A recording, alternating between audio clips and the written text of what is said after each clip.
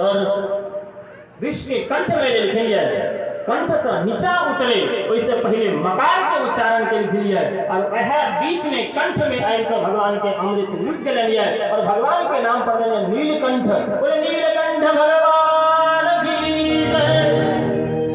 महाराज की रकार की छिए तो रकार के उच्चारण से हृदय में घर्षण होय छै।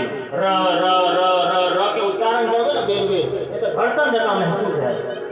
अर्थात रकार से जे हृदय में जे मैल छै, जे पाप छै, वो बाहर आबै छै। और मकार जखन हम अहाँ बोलै छियै तो दुनू ठोर सुट जाइ छै म, यानी रकार से हृदय के मैल बाहर आयल तो यानी कि हृदय में सन्मार्ग के सद्वचन के ग्रहण होय छै, भक्ति के ग्रहण होय छै और मैल के निष्कासन